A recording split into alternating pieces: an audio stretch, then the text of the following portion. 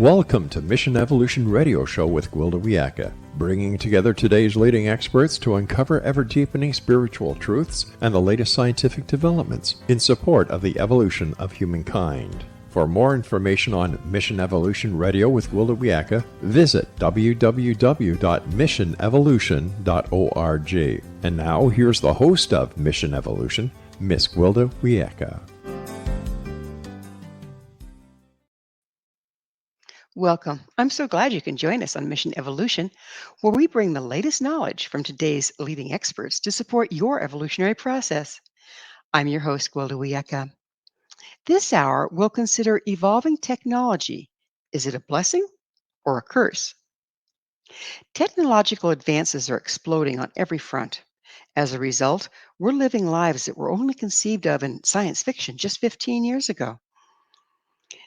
There is no denying miraculous things are now possible due to the ongoing tech advancements. But is there a shadow side? Will all the changes be brought about by intelligent machines be positive ones, or are we unwittingly orchestrating our demise? With us this hour to delve into both the pros and cons of the AI explosion is Steve Hoffman, the chairman and CEO of Founders Space, a global innovation hub for entrepreneurs, corporations, and investors. Hoffman is the author of several award-winning books, including Make Elephants Fly, Surviving a Startup, and his latest, The Five Forces. In addition, Hoffman served on the board of governors of the New Media Council, was a founder and chairman of the Producers Guild Silicon Valley chapter, and was a founding member of the Academy of Television Interactive Media Group. His website, foundersspace.com. Steve, thanks so much for joining us on Mission Evolution. Gwilda, it's fantastic to be here. We should have a good time today. This is a very interesting topic, to say the least. So, Steve, how did you get interested? How did you first get interested in technological advancements and the impact they have? Well, I've been interested in technological advancements my entire life. So my father was a rocket scientist, and I'm not joking. He was a rocket scientist at MIT. And when I was young, he said, "Son, computers are going to change everything." And that set me on my course. And throughout my life, I've always been experimenting at the crossroads of culture, technology, and society. Like what benefits does this rapid technological advancement that we're experiencing right now have on society, and what are the perils that we have to watch out for? Well, that's some interesting topics because we're like a heck-bound train. We're doing all these advancements, and I don't know how closely we've looked at what are going to be the shadow side of all that. We have not. So we are moving so fast right now. And governments around the world, they don't want to stifle innovation. So the last thing they want to do is put the brakes on this, because they want their economies to grow. They want to maintain a lead, a technological edge. So they're pushing and pushing, and corporations are pushing. But we don't fully understand what this technology can do. And we can go into that today. One of the things that I've noticed, of course, because I'm of an age, and I do fairly well considering, but about half the population, when you consider the baby boomers and everything else, is kind of getting left behind. They struggle a lot with everything going, online and this and that. Have you seen that, and do you think that's part of the impact? That is definitely part of the impact. So we're seeing a massive accumulation of wealth among a very small minority of people around the world. And those tend to be the people who control the technology, who control the corporations that are growing like crazy because they're using new technologies to reshape our economies. So take Elon Musk, for example, and the amount of, $54 billion, like controlled by one person, can step up and he can just buy Twitter or other companies at will. This is an enormous amount of power in very few hands. And then these people will be deciding our future for the most part. Well, what kills me is I'm sure we all have had the battle between human and the algorithms. You're trying to get, just something as simple as social media to not block you out because their algorithms have mistakenly decided that you're doing something wrong. I wonder how much that impacts us on every level at this point because it's so invasive in our lives. Well, we haven't seen anything yet. We're just at the very beginning of what these algorithms can do. So, what I talk about in my book and I go deep on is how this technology is penetrating everything we do. So if you look at our machines today, whether it's the phone in your pocket, whether it's your smart robo vacuum, whether it's tools you're using at work, platforms you're using at work, or to socialize on, all of these are getting smarter, and not by a small margin. They will be getting exponentially smarter. So a lot of the decision making that we make today and take for granted, we are going to be delegating to our algorithms. And why will we do this? Well, because they'll be so effective. So just think of a few things. Like if you go to watch Netflix, it is constantly monitoring everything you watch, how long you watch it, and gathering this massive amount of data, not just on you, but on all the users like you. And then they are making predictions about what you should be watching next. So instead of getting it from other sources, from friends or other people, we're having an algorithm basically feed us what that algorithm thinks we should watch next. And a lot of times we just accept that as the default.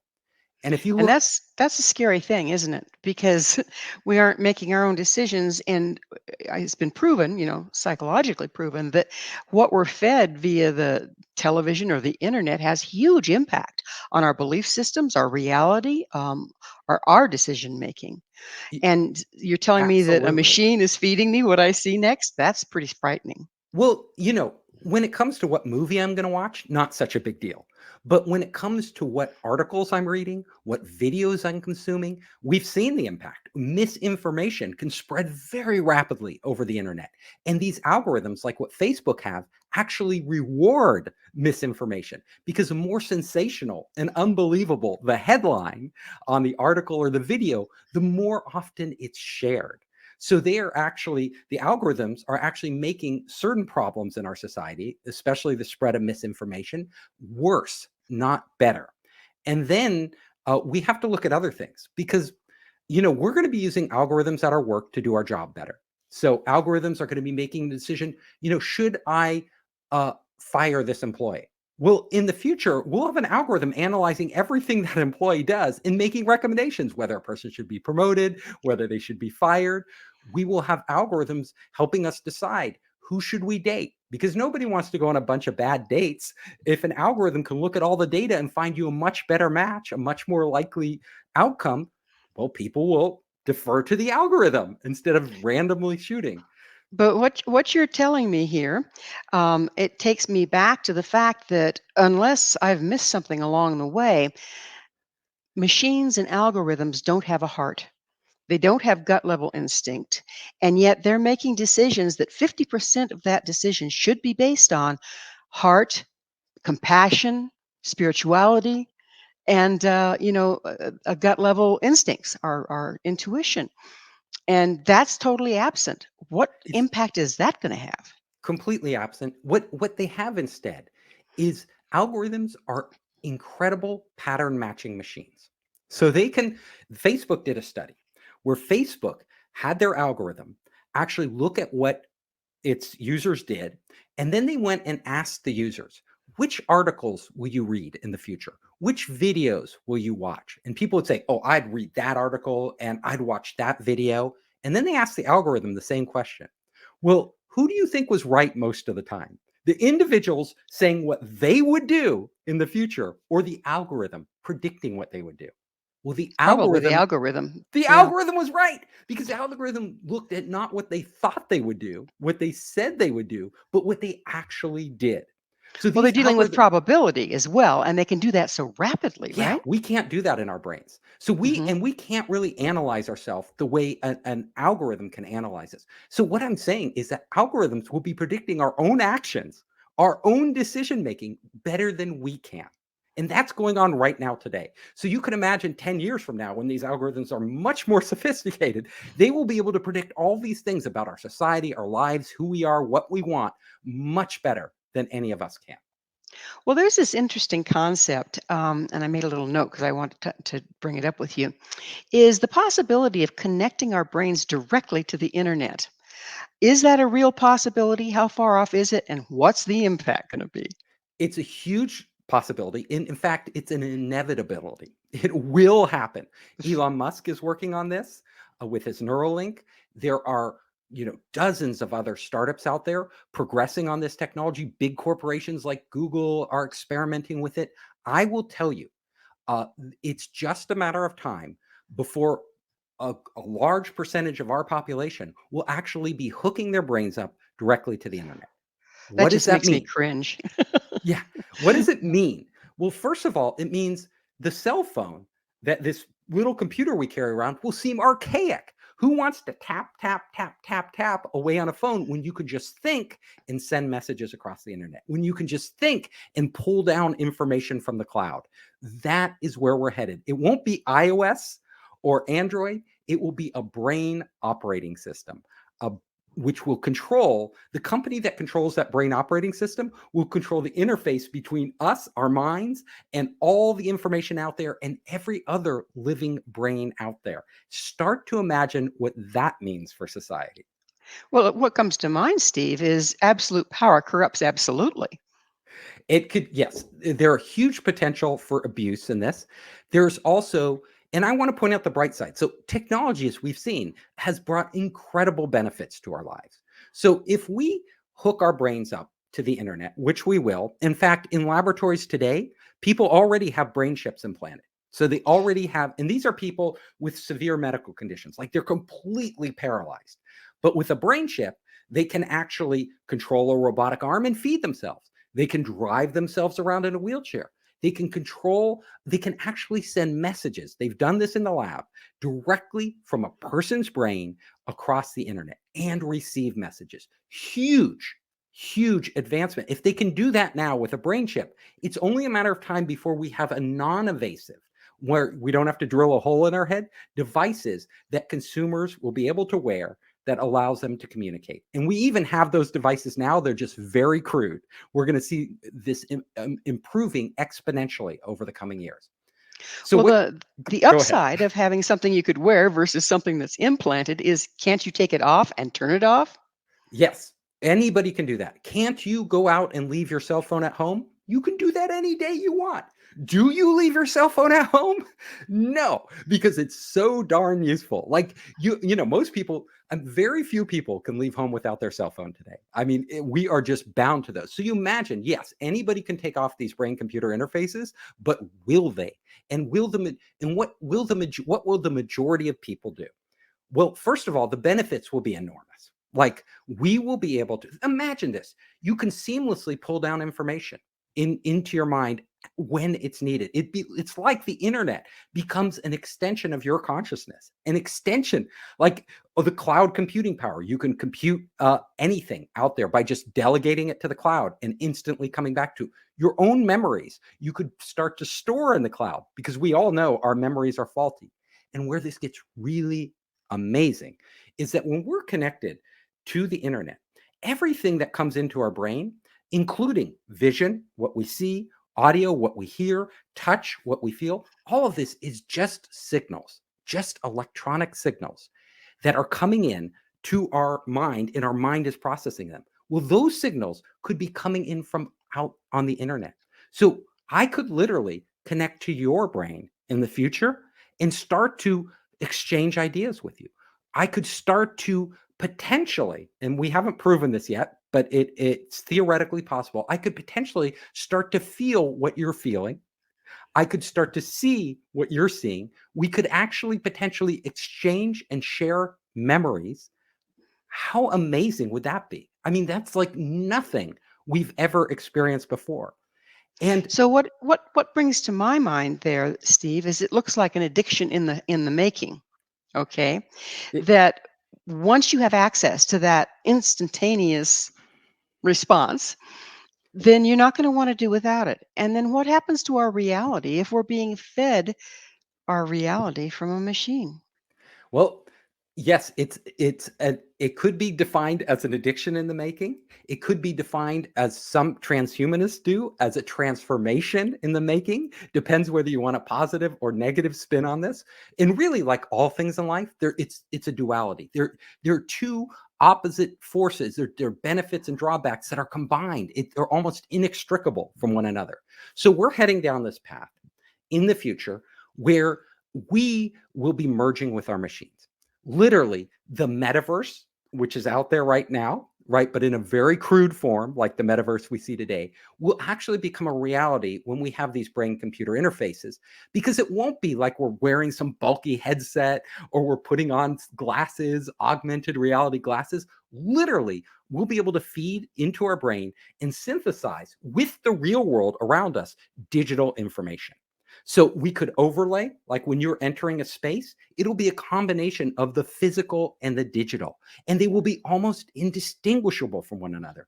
Because you can imagine if you can actually input signals that aren't just visual, but audio, sensations on your hand, these digital objects could have texture, feeling. You could manipulate them just like you would a physical object, but it's all in your head.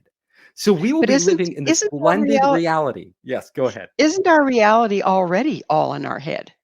It is. That's the thing that most people don't realize. What's in our head is not what's real. It's what we create. Magicians know this because they can actually get you to see things you don't see. And the reason they're doing that is because when you look, we think our eyes are like video recordings, but they're actually not. We're actually taking what we think reality is and creating those images in our head. So like a magician could hold up a ball and make it disappear because we believe it disappeared, even though it didn't. And these card tricks and everything else. There's actually, just to give you one example, it's really fascinating. I do a lot of studying of the brain. There's a blank spot in our eye, like, right where our iris is, the pupil is, there's a blank spot. So there's a hole in our vision, but we can't see that. You know why? Because our brain fills it in. Our brain automatically fills in what it supposes to be there. So you can see the power of our minds. And when you couple this with computers that are generating information, it will transform how we perceive the world. Will it also standardize how we perceive the world? Because right now, I think a lot of interpersonal difficulty is a result of misunderstanding. I interpret it one way, you interpret it another. Mine's based on my triggers from my past, yours is based on your triggers from the past. And oftentimes, we just don't even communicate as a result. Well, Will this also have the capacity to standardize reality enough that we can be on the same page?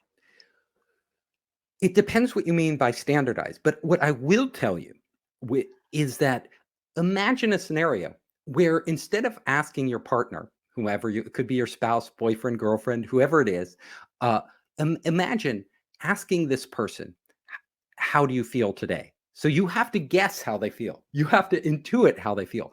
But with brain computer interfaces, you could potentially get those signals from their brain and actually feel what they feel. Your level of understanding of that other person and their level of understanding of you would be like, it would be transformational and potentially in a very positive way. So you're But talking at the about. same time, you're totally violating privacy, aren't you? Right. So there's two sides to this. So one is it could bring the world together. Like misunderstandings, both on a personal relationship, but on a social, if all of humanity is being plugged into this giant network, we could start to see ourselves not as individual people, not as individual nations or tribes, but as part of one collective consciousness, that where all of our actions are actually joined. And that could create a new type of harmony, almost a nirvana on earth. However, the flip side of that coin is that this nirvana, this heaven on earth where we're all connected, working together, could also be hell on earth. Well, Because we're going to have to look at heaven and hell on earth on the other side of a quick commercial break. Steve and I will return very shortly, so don't go away. This is Mission Evolution, www.missionevolution.org.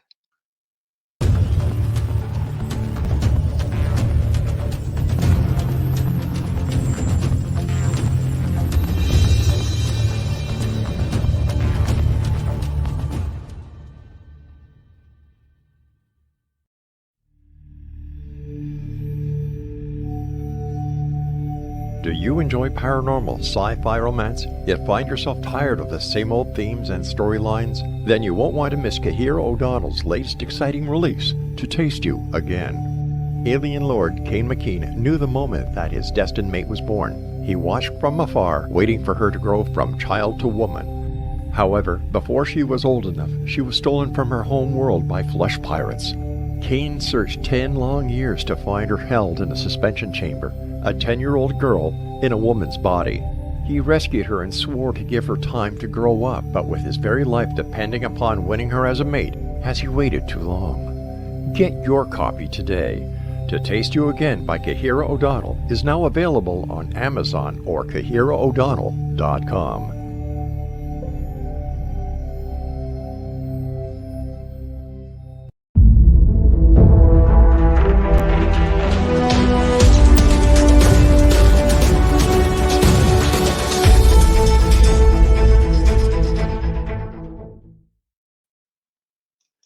Hello again. This is Mission Evolution, missionevolution.org. We're dedicated to unification and evolution of consciousness. With us this hour, discussing the impact of technology on our future, is Steve Hoffman. His website, foundersspace.com. Steve, we were just getting into the heaven and the hell, and who knows where we're going with all of this. Probably a little bit of both. And I have to tell you that the old movie, The Matrix, certainly is coming to mind right about now. Um, but there's another aspect that I'd really like to get into while we still have time, and that is the messing with nature, okay? Getting in there and finding out about DNA and starting to create our own life forms. I understand some of that is already going on as well. It is already going on. So we, in addition to these brain-computer interfaces, merging with this electronics in our bodies, connected to our bodies, we are also decoding, and we've actually decoded the source code for life on this planet. We now understand the human genome, and we are using that knowledge to actually edit genes of human genes with gene therapies that are coming out, or every plant and animal species on Earth. We can now reprogram them and make them into essentially whatever we want. We can literally, in the laboratory today, create new species of plants and animals that never existed. So that's almost a godlike power for that us humans have. We've taken evolution into our own hands. We're seeing enormous benefits. Like in Florida, they are now breeding with by actually editing the genes, heat-resistant cattle. Now, why would you want heat-resistant cattle? Well, climate change is getting hotter. They're doing the same for crops. We're creating new types of crops where we can actually combine like the flavor of bananas and berries, raspberries, and put them together in a new fruit that never existed before. So But Steve, yes, go there's ahead. the adage, "It's not nice to fool Mother Nature." Everything out there was created, is synergistic and forms a balance. And like we've seen with some of the GMOs, it's not because we've changed it and they're more hardy or this or that. It's also changed it in such a way that it may not be as nutritious for us. It may not be as good for us. It may not be good for us at all. How are we going to monitor that? It's very difficult. So, like I said, technology is moving at such a rapid pace. And these things to test out whether a new strain of crop, gene edited crop, or gene modified crop is the impact it has on our lives, like on our health, but also down generations, like, 3 generations from now, what would be the impact on those, uh, the, the health of the population? We don't know. We literally don't know. So there are benefits. Again, there are also risks that we're taking. And this is where we need to have discussions like around the brain computer interfaces, like we were talking earlier when we said a hell. People could hack it and literally steal your identity, implant memories, take memories. A paranoid's fantasy, could literally become true. These people wear tinfoil on their head.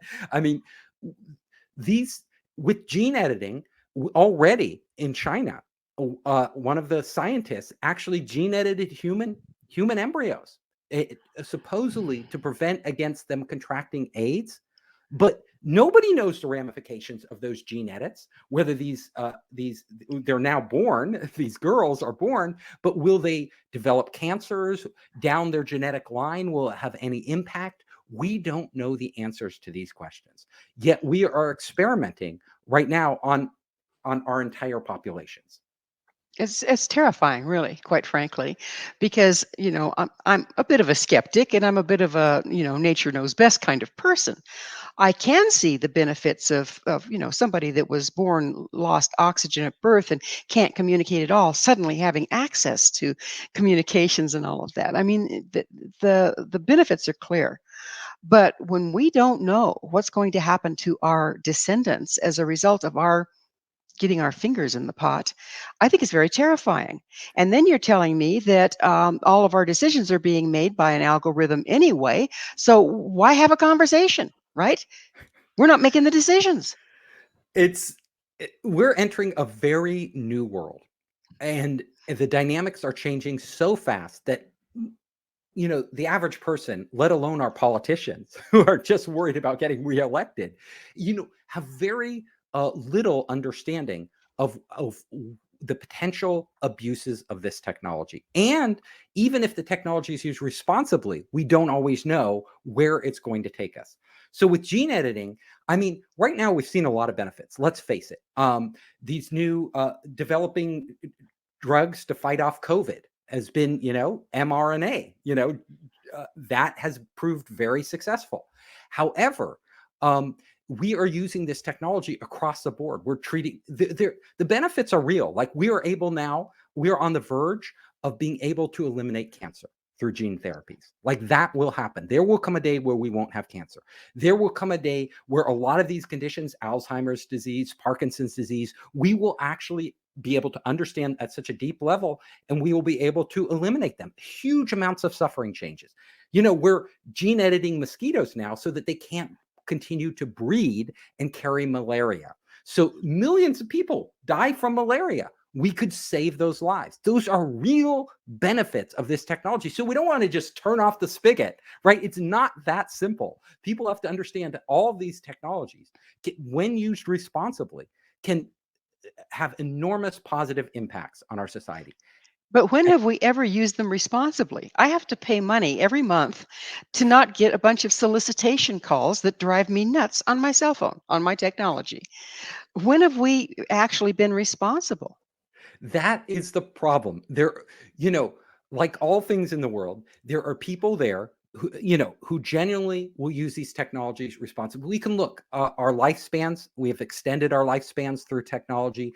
We couldn't sustain the population we have today on this planet without modern farming techniques. It would just be impossible to do, right? So there are lots of benefits. Standards of living have been rising around the world. We have brought hundreds of millions of people out of poverty, and that trend continues. So there are positive impacts. We don't want to, it's not black or white. That's the problem. If it were black or white, if it were all negative, then we could just say don't do it. But it's not. So what we have to do is, and this is the challenge we face as a society, as a people, is figure out where will the worst abuses happen and how can we balance these out with really smart planning, with smart regulations, not over-regulate, not under-regulate, with social discussion on the responsible use of these technologies. So like the discussion we're having today, should we edit human embryos? Should we be able to gene edit? Should parents be allowed to pick? Right now, you can actually pick the eye color and hair color of your baby, not through gene editing, but just by picking the right eggs and actually matching them up. They can do that now with in vitro fertilization. However, and that used to be considered an anathema, and today we accept it, right? But is that right? And when we go further, when certain groups of people with money can actually use the latest technology to make their children substantially smarter, substantially healthier, less risk of cancer, less risk of disease, potentially extend the lifespan of certain segments of our population. Should we be doing that? Is that something we want? And who should have access to that technology? Should it be the Elon Musks and Bill Gates of the world who have unlimited pocketbooks, or should it be the mass of the world? And what does it mean once we start editing our genes and actually start transforming the human Homo sapiens, right? We could become an entirely new species, like in the future. And whose children are those species? What does that mean? It's a dilemma for sure, and it's a moral dilemma, really, because again, I like to point out that if the algorithms are making our choices anyway, what does our input mean? Right. And that's the question is, what should we delegate to algorithms? We're facing, right now there's the war in the Ukraine, right? A lot of the future wars will be fought by algorithms, not humans. So Oh, right now, this is primarily still a human war. But in the future, think about it. Two fighter planes are coming at each other, right? One is controlled by a human, another is controlled by an AI. Who's going to win? The AI is going to be much better at predicting what will happen and making instantaneous decisions, right? About how to shoot down the other plane. Drones, right? Already we have humans flying drones, but algorithms will be flying all our future drones. Algorithms will be running our tanks, firing our missiles. Algorithms will be doing everything in the future. The country with the smartest algorithms will win. Now, so far, so I want to say, so far, we've had humans intervene, right? So humans have to make the final decision when a drone strikes, right? But when two AI powered robots are going against each other, whether it's drones or tanks or missiles or whatever, there's no time for a human to intervene. There's no time for a person to make that decision. They will have to decide so quickly that we will have to take off the safety precautions. And that's when it gets scary. well, you mentioned that we might be breeding more intelligent people, but aren't we actually also running the risk of breeding mentally lazy people because it's being done for them? Everything is being done for them. Yeah, well, right now, there's two ways to view technology. Technology can enhance our current intelligence and make us capable of accomplishing and doing more in this world. But artificial intelligence can also replace us. So there will become a point. Absolutely. It's just a matter of time in the future, and it won't happen tomorrow. It's still a ways out. But where our machines can do literally everything we do better than we do it ourselves. Right? They can do any job, whether it's being a lawyer, and they have algorithms now that can write law, they can write legal agreements. Whether it's being a doctor, they have robotic surgery. Da Vinci is one of these robotic surgeons. Now humans are still controlling them, but soon they can be entirely automated by really, really smart algorithms. Whether it's any job, in restaurants now they're having robots serve people. At a certain point, when will we not be needed? And what does it mean for the human race? Like when we don't have to do anything, what, yeah, like you said, are we going to become incredibly lazy? What is our purpose in life? Those questions we have to think about. And hopefully before the decision's already been made. I mean, I see young kids that are so dependent on their phones that they never look at reality. And you're telling me that this is just on a heck-bound train that is moving forward so quickly that we really can't mitigate it. It's if already you if happening. if you think our phones are so compelling, which they are, right? Like, you look at teenagers today and even myself, and I will spend a lot of time staring at that tiny screen, interacting with it. In it, let's be frank, it is a reality. It's just not the reality that we're used to in the physical world, but it's a whole nother reality, a virtual environment that we're interacting with, whether it's on Facebook or Instagram or whatever it is. Those things are real as much as we invest ourselves in them, they become real. What happens when instead of this tiny little screen, it's all of a sudden the world around us? Like literally everything we look and touch is a digital representation or is layered digital and physical blended together. That will be so much more compelling. Will we ever want to live in the world as we know it today, like the real physical world, or will we become lost in this very tantalizing world? And I want you to think about one question. What happens when our relationships in this world become not just cerebral, but actually become physical? Like if there's a perfect avatar lover, right? Who is designed to please you in every way that your psyche could imagine. And this lover you actually feel. the sensations come into you. When you touch, it feels real. When you listen to them, they sound real, like a real human, yet they are an algorithm.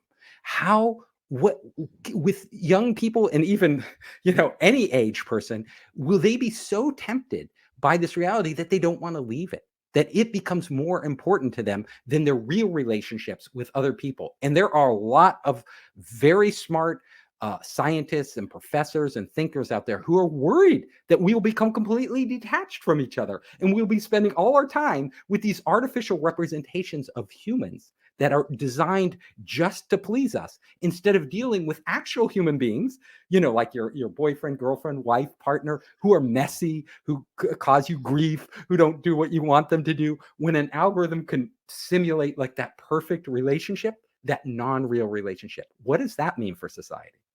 And what's terrifying to me is we're already seeing it. We Okay. are. We're already seeing it. So we don't have to ask if people are going to be more enamored with machines than they are with each other. It's already happening. It's it, So and where if does you that look, take us? It yeah, takes us and away what from spirituality. It takes us away from emotionality. It takes us away from intuition. It takes us away from love.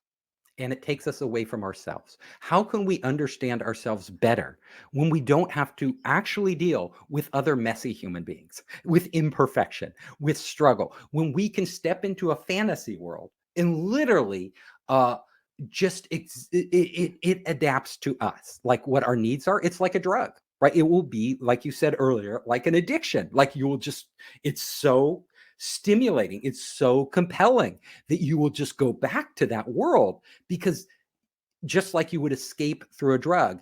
And and if you combine that with all these other forces out there, like machines being able to do our jobs and stuff, will we wind up in this sort of metaverse that simulates heaven, but it actually isn't really living?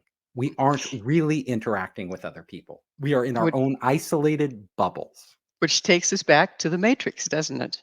It does. So Talk that was about a very. prophetic show, right? Yes, exactly. So all of these things that were science fiction now are actually happening in real life. We're seeing the metaverse evolve. We're seeing gene editing evolve, like with Gattaca and science fiction like that. We're seeing our space technology evolving.